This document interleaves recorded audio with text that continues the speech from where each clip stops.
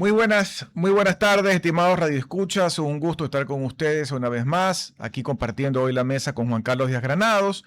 Y tenemos hoy como invitado al economista Alberto Acosta Burneo, analista económico, editorialista, con quien hablaremos sobre su visión de lo que pasa en la economía y la política en estos momentos complicados, no solamente del Ecuador, sino a nivel mundial, con crisis, con terremotos, con guerras todavía que se mantienen al aire, pero que el Ecuador tiene todo para salir adelante. Juan Carlos. Muy buenas tardes, amigos y amigas. Siempre es un gusto compartir con ustedes y especialmente con el director Giovanni Ginata en esta tarde de jueves, ya casi fin de semana. Y muy importante también es tener esta conversación con el economista Alberto Acosta Burneo, porque de alguna manera no podemos seguir en estos vaivenes del Ecuador, sino que tenemos que planificarnos a largo plazo. Y esto no solamente vale para una familia, sino también para una empresa, para el gobierno. Y tenemos que estar preparados para cuando los acontecimientos lleguen, ya sean estos acontecimientos positivos o no tan positivos. Así es que, dicho esto, le damos paso a Alberto Acosta Burneo, que se acaba de conectar, agradeciéndole por su asistencia virtual. Y vamos a comenzar esta conversación pues, preguntándole a Alberto. Veo que las cifras que el Banco Central ha dicho públicamente son cifras positivas en cuanto a la economía, y además veo análisis en los cuales las ventas locales y las ventas también por exportaciones están creciendo. Pero mucha gente dice ya, pero yo no siento dinero en el bolsillo. Y además también veo otras actividades económicas como la venta de vehículos que se ha disparado. Entonces, ¿qué es lo que está sucediendo realmente? ¿O nosotros no somos parte de ese círculo? Adelante, Alberto. Muchas gracias. Muy buenas tardes, un gusto estar con ustedes. Bueno, primero el antecedente. El año pasado fue un año de recuperación, donde hubo algunas fuerzas que impulsaron a la economía de una manera significativa. Por un lado, el sector externo tuvo un excelente año. El año pasado fue un año récord también para el cacao, entre otros productos, y todo eso permitió que haya un superávit comercial muy fuerte. Eso inyectó liquidez a la economía. A eso se suma las remesas, que alcanzaron niveles de récord, un crecimiento muy acelerado. Y finalmente, un financiamiento externo neto positivo. ¿Qué significa esto? De financiamiento fiscal positivo, que fue más el dinero que nos prestaron, que le prestaron al fisco ecuatoriano, que el dinero que el fisco tuvo que pagar al exterior. Todas estas fuentes inyectaron de liquidez a la economía. La liquidez de la economía creció aceleradamente y permitió que haya un crecimiento en depósitos que se fue transformando en mayor crédito. Todo eso impulsó la economía. El año pasado la economía rebotó, creció 3,7%. Pero el entorno cambió a partir de noviembre, diciembre del año pasado. La economía sigue creciendo, por supuesto, pero hay una desaceleración. La economía está creciendo cada día un poco más lento. Las cifras del primer semestre del PIB lo demuestran, un crecimiento ya no de 3,7% como el año pasado, sino de 2,1%. La previsión para este año es que la economía crezca 2,5% en total, es decir, bastante más bajo que el año anterior, y muy poco por encima del crecimiento poblacional. El crecimiento poblacional es de 1,5%. Entonces, realmente el crecimiento real sobre la población va a ser de 1% en este año si se cumplen las previsiones oficiales. ¿Qué es lo que está pasando este año? Que esas fuerzas que impulsaron la economía de manera muy fuerte el año pasado están perdiendo impulso. Las exportaciones, si bien todavía las exportaciones crecen, pero ya el cacao no tiene ese desempeño extraordinario que tuvo. De hecho, el cacao ha caído, es uno de los productos que cae a menos de la mitad sus exportaciones. Los enlatados de pescado también caen. Entonces, a nivel global todavía las exportaciones están creciendo, pero si analizamos incluso por exportaciones no petroleras, vemos cómo en mayo, por primera vez, tuvimos una caída en las exportaciones no petroleras. Caen 2,2%. ¿Y qué pasa con las importaciones? Las importaciones de bienes de consumo también caen a mayo. Las importaciones de bienes de consumo cayeron 0,6% y las importaciones de insumos cayeron 2%. Una nota positiva dentro de las cifras de comercio exterior está en los bienes de capital. Los bienes de capital siguen creciendo, la importación de bienes de capital, es decir, de maquinarias y equipos, sigue creciendo, crece 17%, lo que significa que todavía hay una fortaleza por el lado de la inversión. Pero vemos ya esta desaceleración en varios frentes, una liquidez que se desacelera, unas exportaciones no petroleras que caen con datos a mayo, y importaciones de bienes de consumo e insumos que también están cayendo. ¿Qué nos dice esto? No nos dice que la economía se está contrayendo, nos dice que la economía está perdiendo impulso. Es decir, que sigue creciendo, pero cada día crece un poco más lento. Alberto, en días pasados ustedes como análisis semanal publicaron en una de sus ediciones un escrito sobre los peligros que el Ecuador tiene por delante. Y hay varios, uno de los que estamos hablando hace algún tiempo y que todavía no sabemos exactamente cómo llega, exactamente cuándo llega, es el del Niño. Yo veía algún escrito sobre la economía peruana y hacían referencia inclusive de que la fuerza con la que podría venir el Niño podría ser que la economía peruana, en vez de crecer, decrezca. Creo que hablaban hasta del 3-4%. Es decir, puede ser un golpe muy fuerte dependiendo realmente de cómo llega y en qué momento del año llega. ¿Qué han evaluado ustedes sobre esto? Bueno, para el Ecuador son dos peligros importantes que están a la vista en el corto plazo. Uno de los peligros del fenómeno del Niño y el otro son los apagones. Están muy relacionados. Por el lado del fenómeno del Niño, la afectación se va a dar por varias vías. Primero, en la costa, el exceso de lluvias daña infraestructura, daña cultivos y puede afectar de manera significativa una de las fuentes, uno de los pilares de generación de ingresos en el país, que es la agroexportación. Entonces hay riesgos importantes. Por otro lado, en la pesca, y la afectación ya la estamos sintiendo.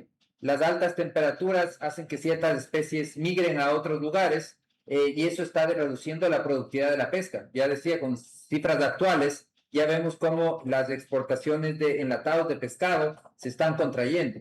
Entonces, hay una afectación por el lado de la agroexportación y tiene una afectación también por el lado climático. Porque cuando hay mucha lluvia en el fenómeno del Niño, cuando hay mucha lluvia en la costa, en el litoral, en la cuenca amazónica, donde está la mayoría de hidroeléctricas, tanto en Ecuador como en Colombia, hay sequía.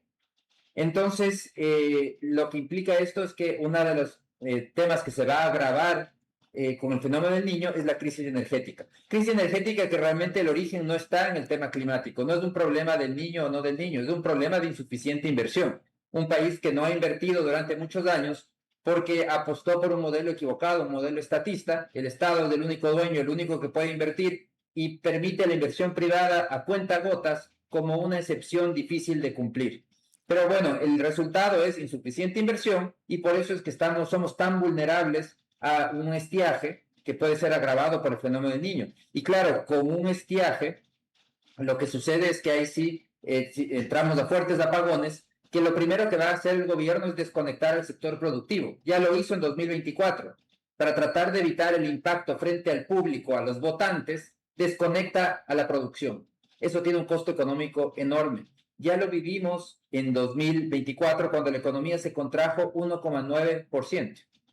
Ese es un riesgo que existe también en la actualidad, que tengamos una fuerte contracción económica si es que se desconecta el sector productivo por insuficiente electricidad. Hay que prepararse siempre para lo peor y esperar lo mejor. Y aquí hemos conversado en este momento, por ejemplo, sobre el fenómeno del Niño, el tema de la energía, que es recurrente en el Ecuador y que cada vez como todos los países del siglo XXI necesitamos más energía para ser productivos. ¿Qué ocurriría en caso de un terremoto también? Es decir, porque en el 2016 ya vivimos esa experiencia en Manabí y Esmeraldas. Países vecinos han sufrido lamentablemente este fenómeno natural. Y a mí me queda la duda de si el Ecuador está verdaderamente preparado o ha aprendido sobre lo que nos ha ocurrido, conociendo pues que es un país que es altamente riesgoso desde el punto de vista de erupciones volcánicas y terremotos.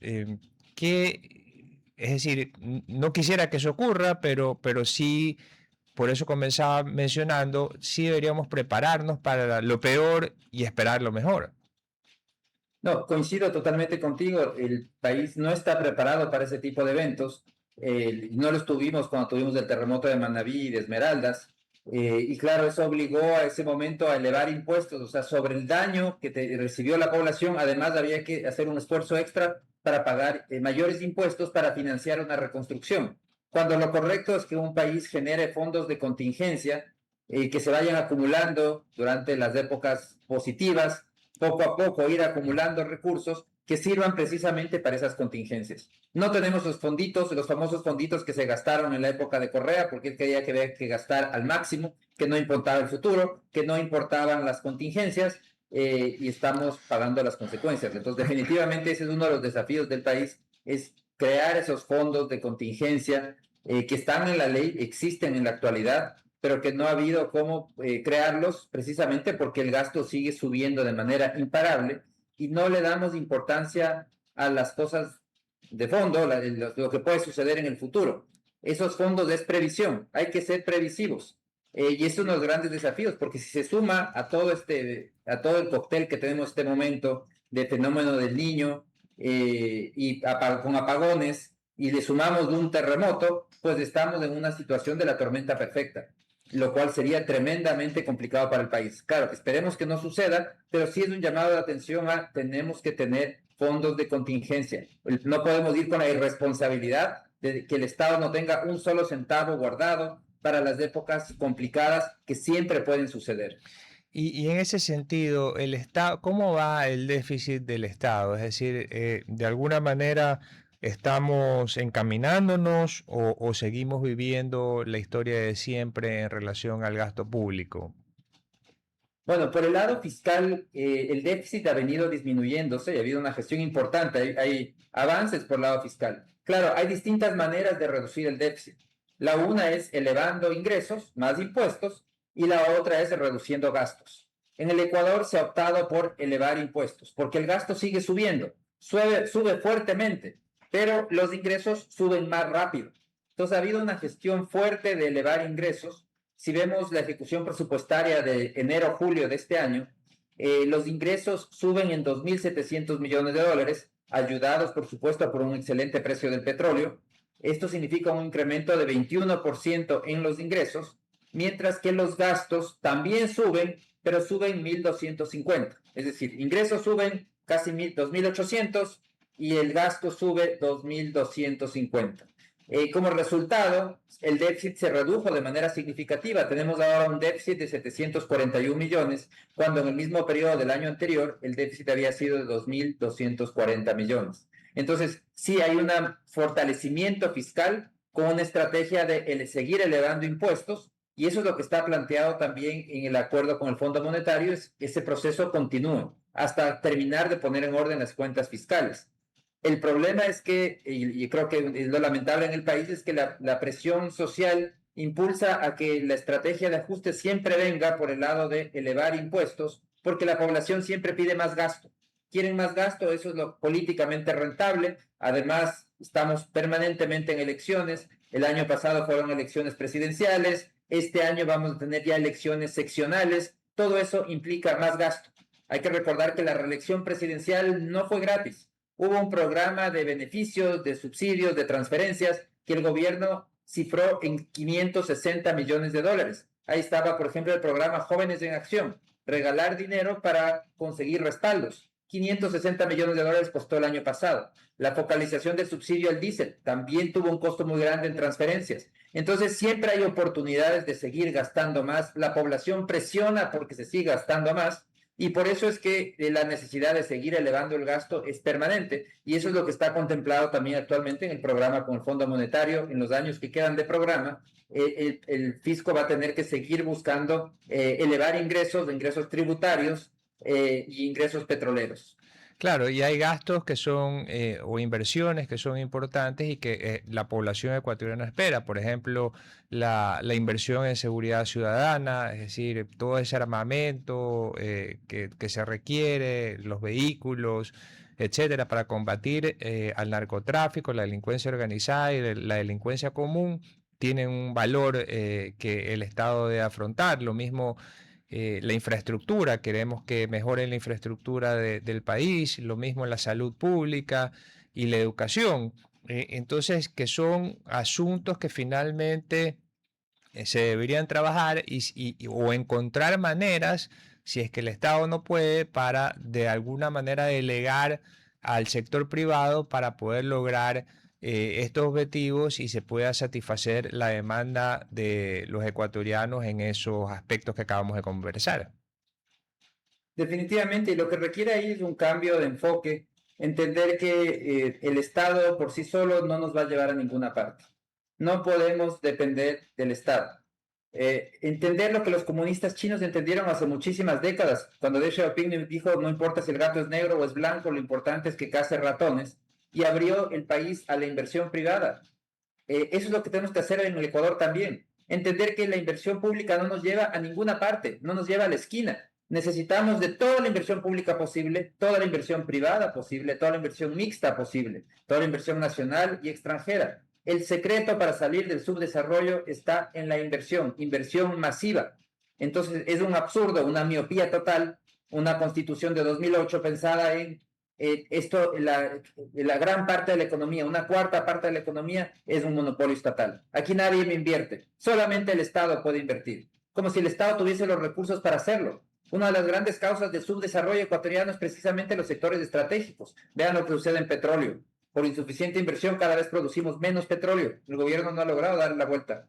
En electricidad, por insuficiente inversión, tenemos apagones. Y los apagones, vamos a seguir discutiendo sobre los apagones, al menos durante los próximos 5 años. Lo más probable durante la próxima década. Porque como les digo, los apagones no es un tema climático. Es un tema de insuficiente inversión y lamentablemente no hay mucha claridad de por dónde está el problema y se le va a echar la culpa al fenómeno del Niño de un problema en donde no tiene nada que ver el Niño, es realmente un tema de insuficiente inversión por un modelo caduco, un modelo estatista que nadie está dispuesto a cambiar. Entonces el desafío del país realmente es muy grande, es cambiar de enfoque, hacer una... Realmente yo creo que tenemos que aprender y mirar lo que hizo el Perú en su momento en 1993, cuando pateó el tablero con una nueva constitución que creó algo muy escaso en la región, que es la seguridad jurídica.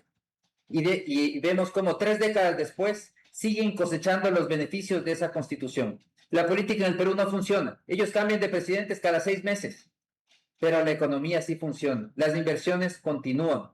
Y ese es el desafío que tiene que hacer el Ecuador también, crear una constitución que cree seguridad jurídica y que transforma el país en un lugar amigable para invertir. Así es, en Perú tienen los famosos contratos ley y eso hace pues que las condiciones en las que los inversionistas firman los acuerdos se mantengan a lo largo del tiempo, más allá de que se cambien las condiciones para el público en general. Eso hace que se produzcan puertos como Chancay en el Perú, que tiene una inversión aproximada de 4.000 millones de dólares. Y en el Ecuador, a pesar de que tenemos petróleo, tenemos agua, tenemos minería, tenemos una serie de activos, no podemos despegar y la inversión que nos llega es muy escasa comparada con otros países de la región. ¿Cómo podemos cambiar esto de aquí? Porque de todas maneras este es un gobierno que de alguna manera conoce esto que estamos conversando, pero vemos que tal vez por el lado político no lo han podido mover. Bueno, lo que se requiere no es un mejor administrador. Yo creo que es el desafío del Ecuador. Mucho se piensa es que necesitamos un buen administrador. No necesitamos un buen administrador, necesitamos un estadista que entienda que hay que hacer cambios estructurales. Porque manejar mejor las cosas bajo las mismas reglas no nos va a llevar a mejores resultados. El problema está en las reglas del juego.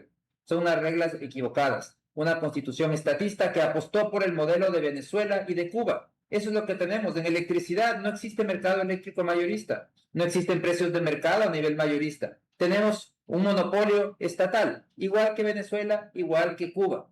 ¿Por qué no copiamos el modelo de Colombia, el de Perú, el de Chile, el de Brasil, el que nos dé la gana? Pero no, tuvimos que escoger los modelos del socialismo de Cuba y de Venezuela, los modelos fracasados. Entonces, necesitamos a nivel político alcanzar un consenso en la población que se vea reflejado también en los políticos de la urgencia de hacer cambios de fondo. Si seguimos haciendo lo mismo que hemos hecho hasta ahora, si no nos atrevemos a cambiar las reglas, si creemos que solamente es cuestión de mejorar un poquito, ¿qué es lo que se ha hecho hasta ahora, por ejemplo, en electricidad? Las dos reformas eléctricas, las dos leyes de reforma en materia eléctrica, las dos fueron positivas, pero fue un pasito cuando teníamos que avanzar 1000 pasos, dimos uno y nos contentamos y dijimos, qué bien, estamos en la dirección correcta. Sí, estamos en la dirección correcta, pero dimos un pasito cuando teníamos que avanzar en 1000 pasos.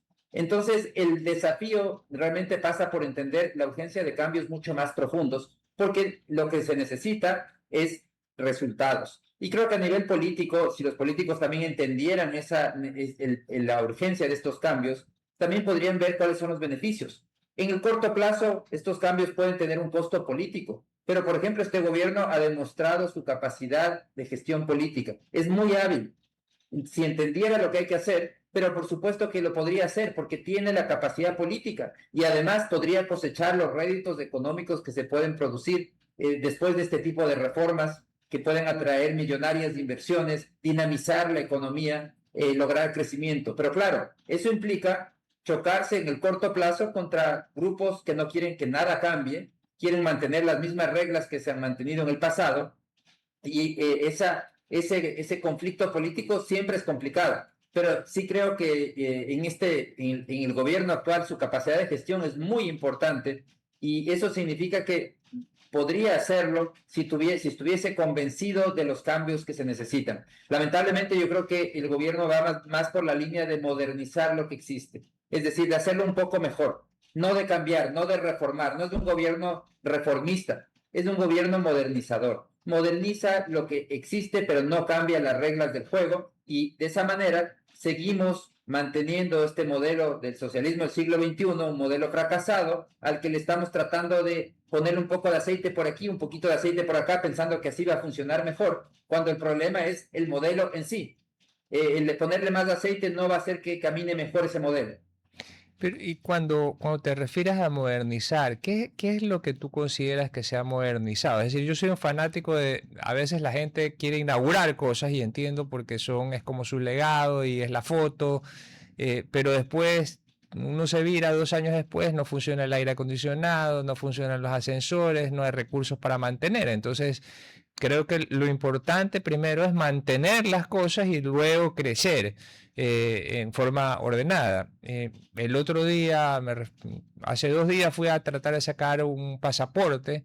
Me atendieron las personas de Banecuador, me cobraron y allí me quedé sentado y no se movían los turnos y se acercó una señora muy amable a decirle a la de al lado, a la persona que también está esperando al lado mío su turno para el pasaporte, que el sistema estaba caído. Y me enteré gracias a que estaba, por suerte, sentado en ese momento al lado de esa señora que vino, le contaron la historia, si no me hubiera quedado de largo ahí. Y todavía no hay sistema. Esto fue el martes y todavía no hay sistema. Entonces, ¿dónde está la modernización? ¿Dónde ha mejorado la gestión? ¿Dónde está el mantenimiento de las cosas de un sistema que pareciera caduco? O sea, me decían que el pasaporte, es decir, tú tramitas aquí, se va automáticamente a Quito, regresan y entonces ahí pueden emitir el pasaporte y todo telemático, pero que el sistema se había caído, como siempre. La señorita súper amable, con muchísima inteligencia emocional, hasta pena me dio que estuviera en esa situación, pero la respuesta de ella a la señora que estaba al lado mío era que regrese mañana, pero la señora dice, pero es que yo vivo en Bucay y tenemos otras cosas que hacer, pues entonces eso resta la productividad. ¿Dónde está la modernización? Mira, yo estoy hablando, me refería más bien al tema de las instituciones, de las reglas, de las leyes. Entonces, cuando digo modernizar, por ejemplo, en materia eléctrica, se hicieron 2 reformas de materia eléctrica, las 2 positivas, las 2 fueron en la dirección correcta. Por ejemplo, Una de esas lo que hizo es elevar el límite de los proyectos privados sin licitación de 10 megavatios a 100 megavatios. Sí, es positiva, por supuesto. Lo negativo hubiese sido que lo reduzcan. Lo elevaron el límite, pero no cambiaron el modelo. No crearon un mercado eléctrico mayorista. No permitieron que haya precios de mercado a nivel mayorista, que no significa cambiar la tarifa residencial. Entonces, por eso digo, es una modernización. Es no cambiar, no queremos cambiar el vehículo. El vehículo sigue siendo el mismo, pero le vamos a poner un poquito mejores llantas.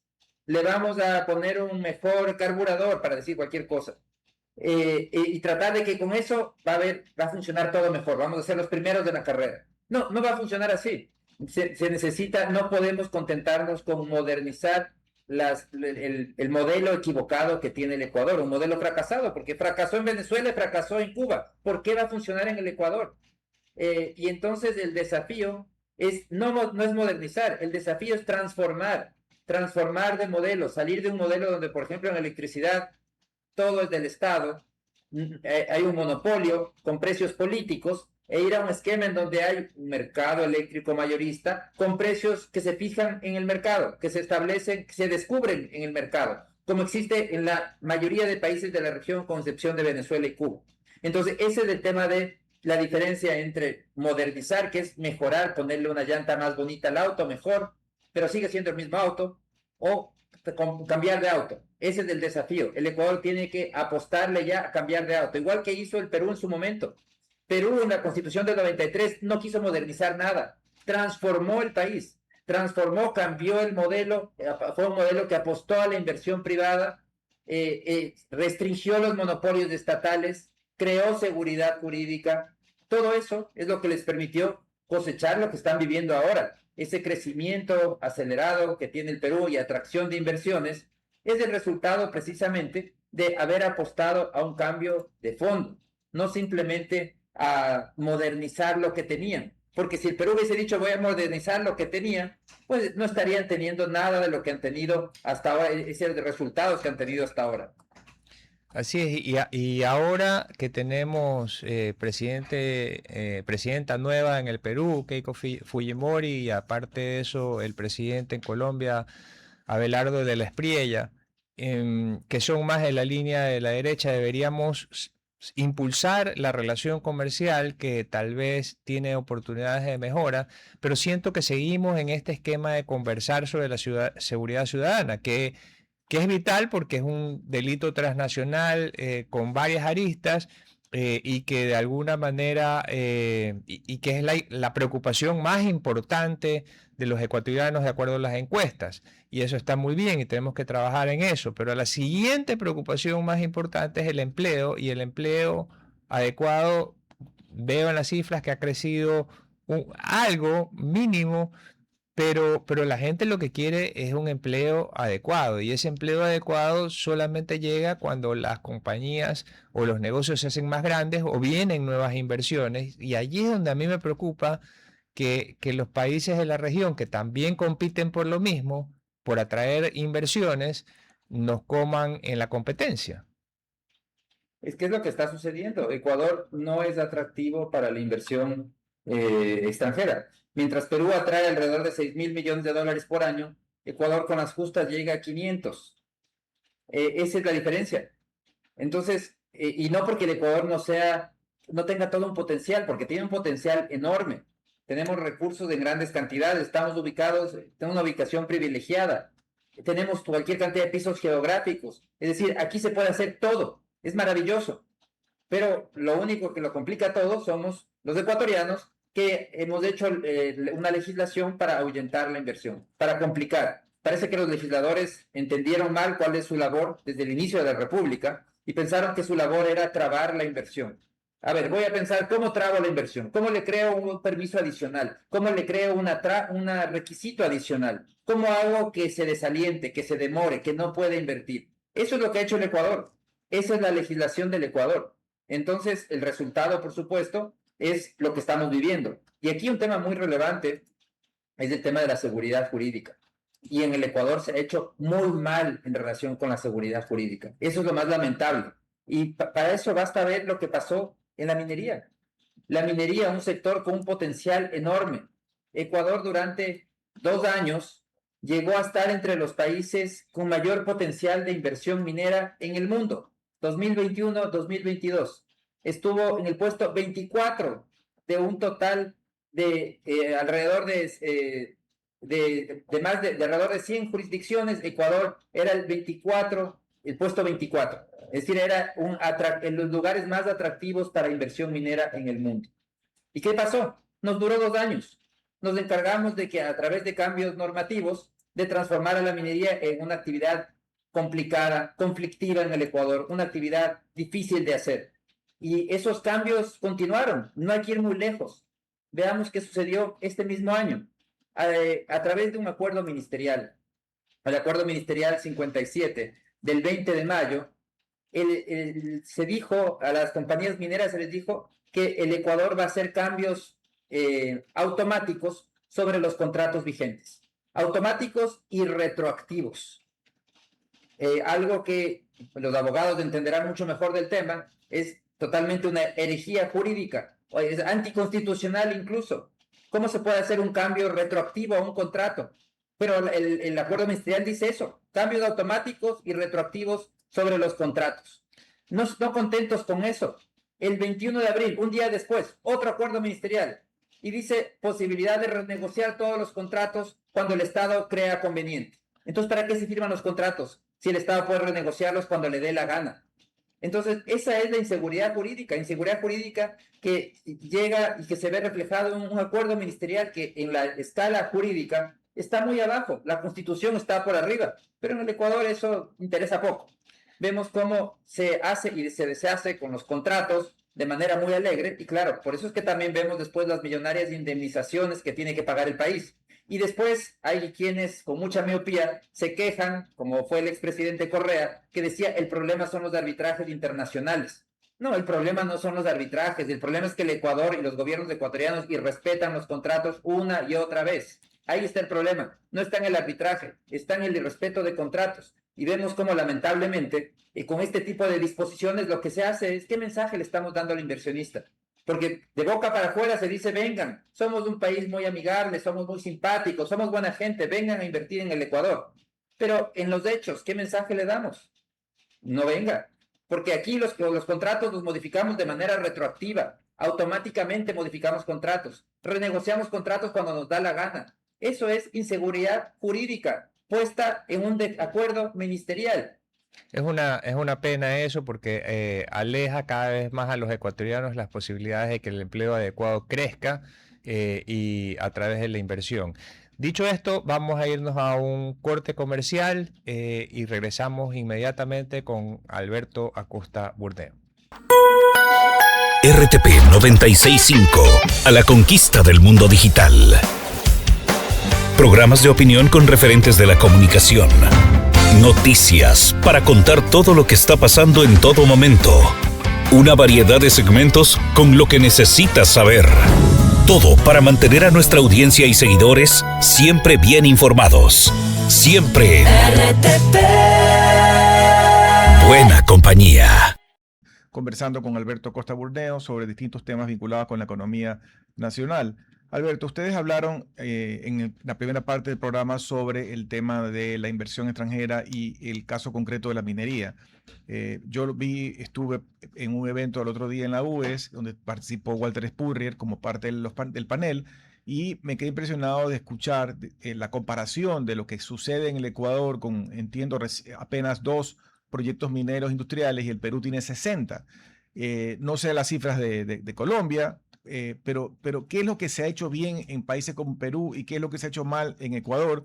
Y si hoy en día ya la minería está pues en el top 3 o 4 de ingresos para el país, si tuviéramos un cambio radical en la legislación, en la visión de país, ¿en qué rubro estaría la minería y qué más podría aportar para el país? Bueno, la minería es cada vez más importante para el país. Solo tenemos 2 minas industriales, no tenemos más. Solo con 2 minas que empezaron a operar en 2019. Y solo con 2 minas industriales ya la minería siguió escalando como producto de exportación. En la actualidad, la minería es el tercer producto de exportación. El año pasado era el quinto. Este año ya subió a tercer producto de exportación. El primero es el petróleo, sigue el camarón, tercero la minería. Entonces, sigue escalando en posiciones como fuente de ingresos para la economía. A esto se suma fuente de ingresos para el fisco. Las dos empresas que más impuesto a la renta pagan en el país son precisamente esas dos empresas mineras. Entonces vemos cómo la minería sigue cada vez teniendo una participación mayor en los ingresos del fisco y en la actividad económica del país. Y tiene potencial a seguir subiendo mucho más porque existen alrededor de 7 proyectos mineros avanzados. Además de las 2 minas que ya tenemos, hay 7 proyectos mineros avanzados. Si esos proyectos continúan, la minería va a alcanzar fácilmente va a ser el mayor producto de exportación del Ecuador, superando incluso al petróleo. Si vemos a nivel del PIB, el PIB minero en este momento, con datos de 2024, es de 2,7%. El potencial que puede llegar para 2030, si es que siguen avanzando los proyectos mineros, es alrededor del 6% del PIB. Y eso todavía implica un retraso frente a Perú y a Colombia, porque en Perú la minería en 2024 representó el 10% de su PIB y en Chile representó el 13%. Y Ecuador tiene una riqueza geológica muy similar a la de esos países. Lo que no ha tenido es la inversión como para poder utilizar esa riqueza. Entonces, el crecimiento y el potencial que tiene la minería es gigantesco en el país. El desafío es que lo permitamos, que esa actividad continúe, porque no hay que olvidar que los ecuatorianos nos gusta echar abajo las cosas, trabajar para destruir, no para construir, porque construir es difícil, destruir es mucho más fácil. Ya lo hicimos con el petróleo, al decidir cerrar el Yasuní-Teté.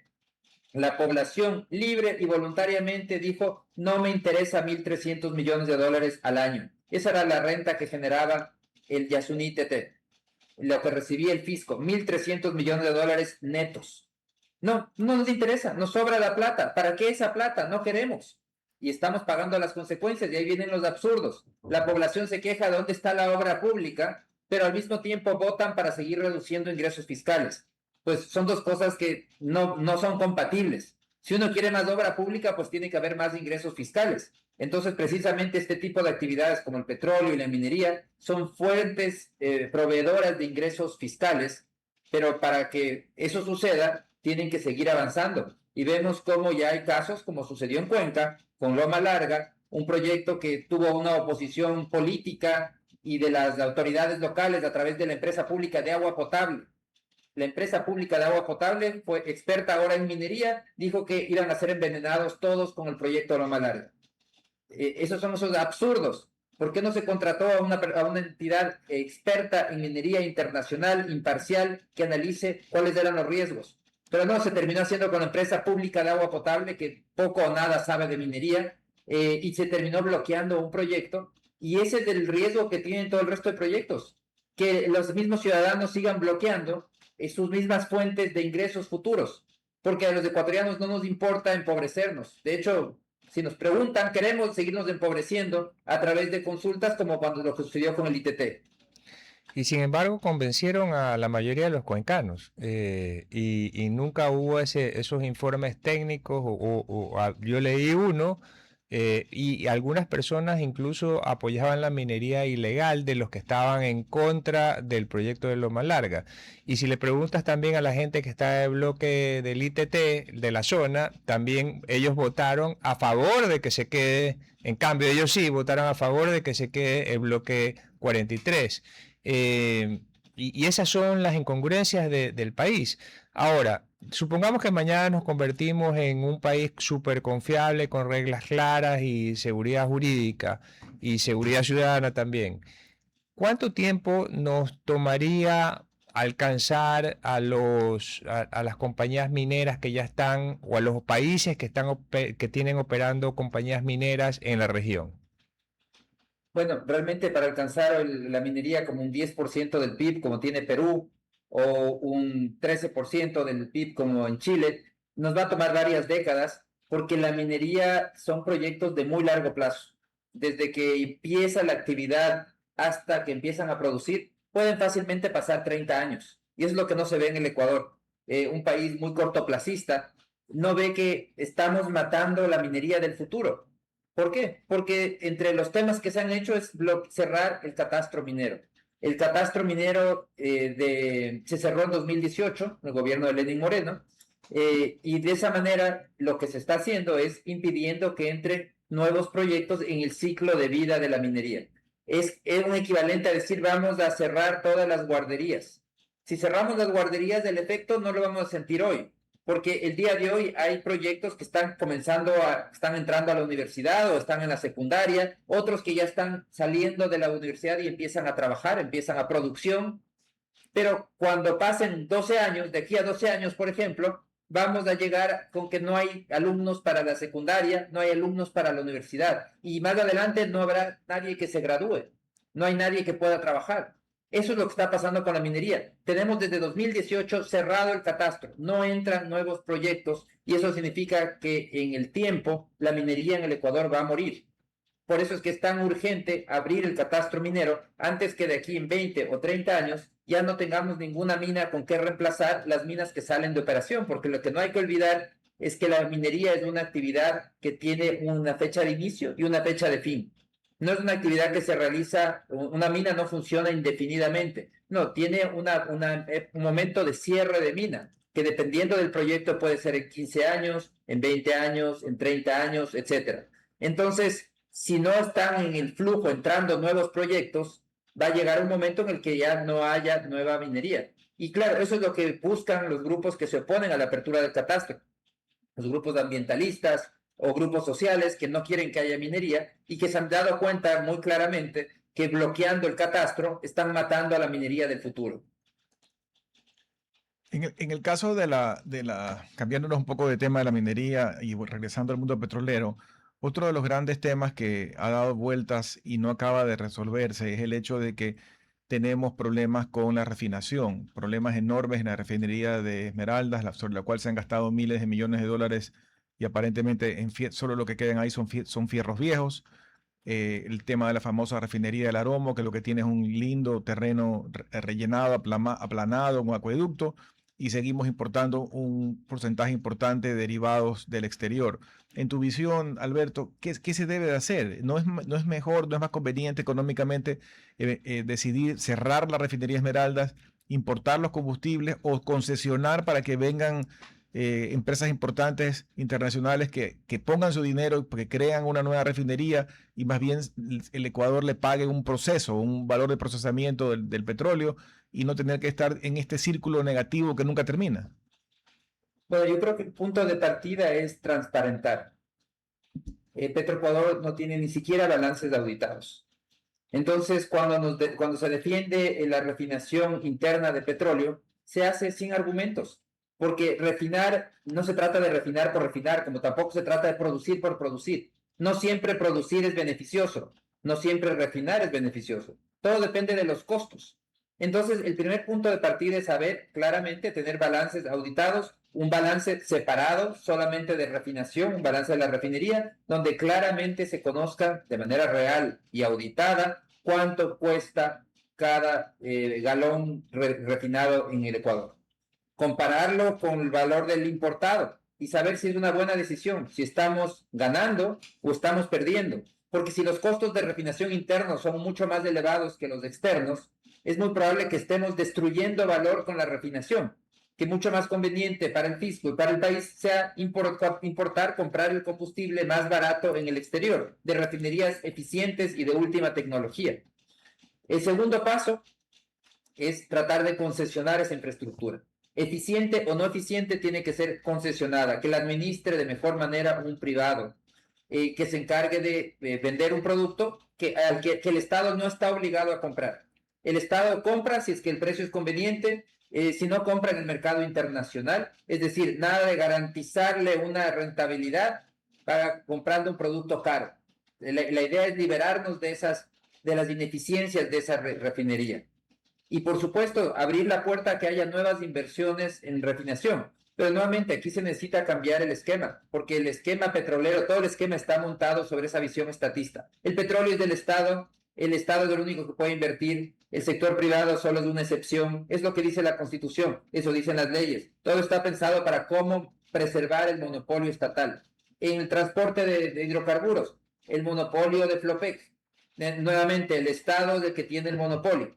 Entonces, esos son los desafíos lo que hay que cambiar el modelo.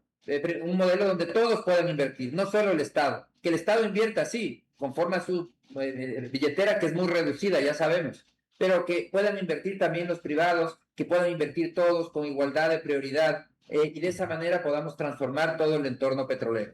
Es increíble que no tengamos las cifras para poder analizar y decidir sobre el petróleo del Ecuador. Más allá de que ya conocemos los efectos de la mala administración del sector público en ese monopolio, pero de todas maneras es importante hacer una transformación allí. En cuanto al mercado de valores ecuatoriano, que es otro mecanismo para que se financien los negocios y pueda generarse empleo adecuado nuevo, ¿qué oportunidades de mejoras existen? Bueno, el mercado de valores es un mecanismo fundamental para una economía, porque es un mecanismo para poder transformar el ahorro en inversión, para poder trasladarlo a los inversionistas, a los empresarios, a las empresas que necesitan financiamiento para la actividad productiva. Es un complemento a la actividad bancaria, y es un complemento que también tiene sus grandes beneficios porque es muy flexible, permite adaptarse a las condiciones específicas que requiere cada empresa que busca financiarse en ese mercado. En cuanto a la venta, las negociaciones de acciones, también permite a las empresas captar capital a través de mecanismos como venta de acciones. Entonces, el mercado de valores tiene muchísimo potencial, pero tiene que ser reformado a profundidad. Nuevamente, no modernizaciones, reformas profundas. Tenemos que integrarnos regionalmente. Nuevamente, vemos cómo con Nvidia, Colombia, Perú, Chile, se están integrando en un mercado bursátil único regional. El que siempre se queda afuera, Ecuador.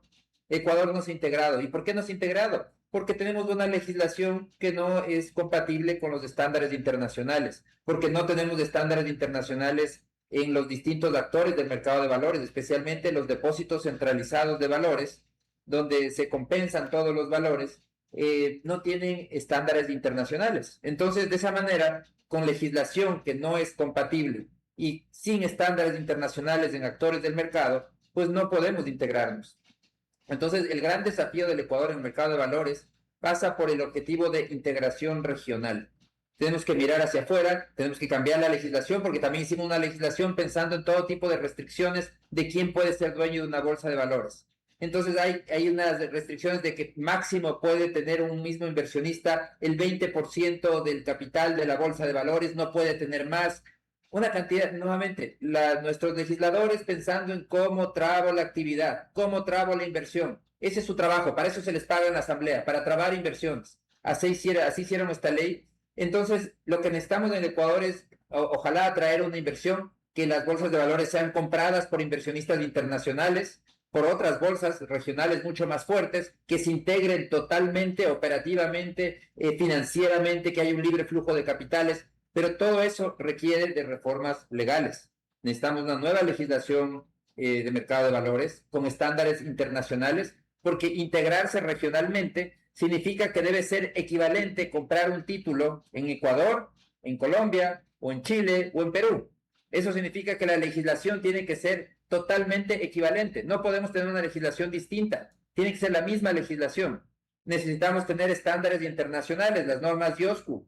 Necesitamos además tener un libre flujo de capitales, eliminar el ISD, ese impuesto tan absurdo que nos hace tanto daño y que en lugar de irse reduciendo como se esperaba, se lo ha vuelto a subir. Entonces, esos son los temas de fondo que se requieren, porque el Ecuador podría... Lo que hay que estar claro es que lo que le hace falta a un país subdesarrollado es capital. Y la manera de acelerar su crecimiento es atrayendo ese capital desde el mundo desarrollado. Para eso sirve la integración bursátil. Muchísimas gracias, Alberto Costas, muchísimas gracias a la audiencia. Nos quedan algunos temas a tratar que próximamente serán conversados nuevamente con Alberto, y espero que tengan una gran tarde. De parte de Giovanni Ginata y Juan Carlos de Granados, nos despedimos. Chao. Hasta aquí, Futuro en acción. Control Master Marisela Basantes. Transmisión digital Gerardo Díaz. Redes sociales Erika Eras. Dirección Javier Gamboa. Todos los derechos reservados. RTP 2026.